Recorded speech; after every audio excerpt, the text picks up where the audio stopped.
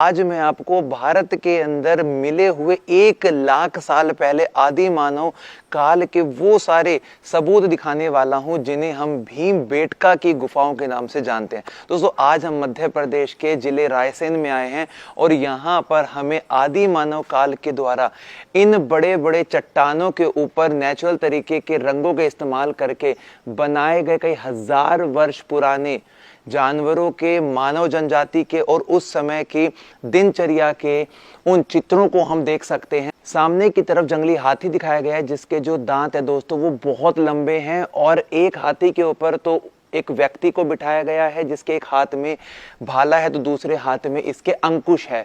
तो ये जो रंग आपको दिखाई दे रहा है दोस्तों कई हजारों वर्ष पुराना है और आज के वक्त में भी इन बड़ी बड़ी चट्टानों पर ये जो रंग अवशेष मात्र यहाँ बचे हुए हैं। तो भीमबेटका की इस पूरी पहाड़ी की संरचना में इन लोगों ने जिस तरीके से काम किया था उसको एक डमी फॉर्म में दिखाया गया कि आदि मानव काल में लोग किस प्रकार के वस्त्र पहनते थे, किस तरीके से वो लोग पत्थरों के ऊपर पेंटिंग किया करते थे, कैसे वो मसालों की या फिर औषधियों को घोटते थे।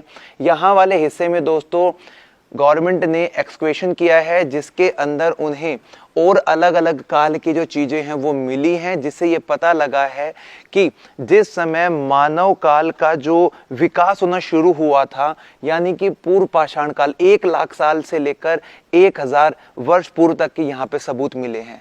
ये है दोस्तों गुफा नंबर दूसरी जिसको हम रॉक शेल्टर कहते हैं। यहाँ पर वो लोग ना दोस्तों रुकते थे यानी कि उनका ये रुकने का स्थान हुआ करता था और वही लोग इसके ऊपर अपनी कुछ इंटरेस्ट के अकॉर्डिंग या उस समय के एटमॉस्फेयर के अकॉर्डिंग इनके ऊपर चीजों को बनाते थे। सो इस वाले हिस्से में देखेंगे आपको तो एक ऐसे मानव आकृति दिखाई दे रही है, हाथों को बिल्कुल स्ट्रेट दिखाया गया है और हाथ में इन्होंने कुछ पकड़ा हुआ है।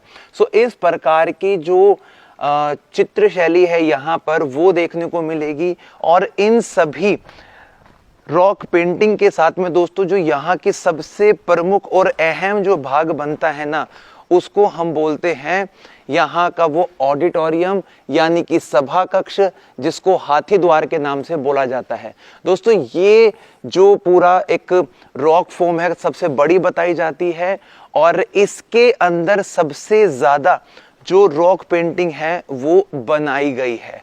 सो इस चीज को हम थोड़ा सा कैप्चर करते हैं और उस अद्भुत कर देने वाली और मतलब उस समय के प्राचीन इतिहास को समझने के लिए आपको भीमबेटका की इस गुफा में आना पड़ेगा।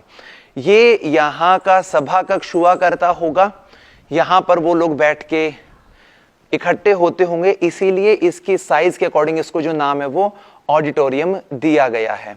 और इस पूरे हिस्से को जब आप देखेंगे तो यहाँ पर आप इसकी लंबाई चौड़ाई देख सकते हैं, काफी डेप्थ बनी हुई है। 39 मीटर इसकी लेंथ है, 4 मीटर ये वाइड है तो 17 मीटर ये हाइट में है।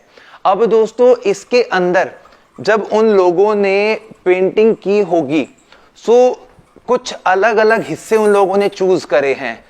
सो यहाँ वाले पोर्शन में जब आप आगे की तरफ आते हैं तो शुरुआत हम दोस्तों इस वाले पोर्शन से करेंगे। देखेंगे यहाँ पर आपको डिफरेंट रेड और गेरुआ कलर की पेंटिंग्स दिखाई देगी जिसमें बैल दिखाई देगा, हिरण दिखाई देंगे और जंगली जो जानवर है वो दिखाई देंगे। इधर कॉर्नर पे एक छोटे बच्चे का हाथ भी प्रिंट किया हुआ है, आप देख सकते हैं।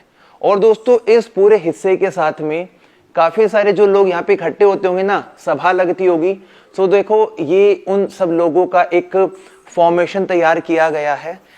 और दोस्तों ये जो होल्स आपको दिखाई दे रहे हैं ना चारों, इन होल्स को बोला जाता है प्याले और इनके जब कार्बन डेटिंग की गई थी तो पता लगा था कि यहाँ के सबसे जो प्राचीन जो सबूत है वो यही है दोस्तों। 1 लाख साल पुराने ये सबूत बताए जाते हैं और रिसर्च में पता लगा था कि जो पूर्व पाषाण काल था यानी कि पत्थरों के आविष्कार से पहले का जो काल था उस समय की ये जो कप्स बनाए गए हैं, प्याले हैं, वो हैं। अब गवर्नमेंट ने अलग अलग एरिया में एक्सकवेशन किया था, तो जब गवर्नमेंट ने यहाँ वाले हिस्से में खुदाई की थी ना दोस्तों, तो उन्हें ये पता लगा था कि मरने के बाद में उन लोगों को उनके शेल्टर के पास में ही दफन कर दिया जाता था। और डिफरेंट टाइप्स के यहाँ पे स्टोन्स मिले हैं जिनसे वो लोग जंगली जानवरों को मारा करते थे या उनका शिकार किया करते थे। तो यहाँ पर सारी चीजें लिखी हुई हैं कि किस तरह के एक्सकवेशन में चीजें यहाँ से मिली हैं। कुल मिलाकर यहाँ पर इस तरह की दोस्तों तकरीबन 750 जो रॉक पेंटिंग्स हैं वो बनी हुई हैं, और तकरीबन 650 के आसपास इस प्रकार के शेल्टर हैं, जिसमें से 200-250 शेल्टर ऐसे जिसके ऊपर रॉक पेंटिंग हमें देखने को मिलती है। और 1957-58 के समय में यहाँ पर इस हिस्से की खोज की गई थी, तब पता लगा था कि भारत के इतिहास में इस प्रकार की चीजें भी मिली हैं। एक सेम एज पीछे वाले हिस्से में देखेंगे आप, सो ये भी एक शेल्टर बना हुआ है छोटा सा। तो सब शेल्टर के अंदर आपको पेंटिंग्स नहीं मिलेगी, लेकिन ज्यादातर में पेंटिंग्स बनी होंगी। अब दोस्तों पेंटिंग करने के लिए ये क्या प्रोसेस इस्तेमाल करते थे, मुख्य तौर पर आपको यहाँ पे गेरुआ, लाल रंग, सफेद रंग, हरा और पीले रंग का इस्तेमाल मिलेगा, जिसके लिए वनस्पति का, यहीं के खनिज का इस्तेमाल करते थे। और इनमें रंग बनाने के लिए विशेष तौर पर ये लोग इस्तेमाल किया करते थे पत्तों का, या फिर पेड़ से निकलने वाले गोंद का, या फिर उन पत्थरों की घिसाई करके उसे रंग बनाया करते थे। और उन्हीं को अब सोचिए दोस्तों, इतने हजारों लाखों वर्ष बीतने के बाद भी जो रंग है ना, ये इन चट्टानों के हिस्से से उतरा नहीं है। सबसे ज्यादा सोचने की बात ये बनती है। अब चलते किसी दूसरे पॉइंट पर, वहां जाकर इसकी पेंटिंग को और एक्सप्लेन करने वाले हैं।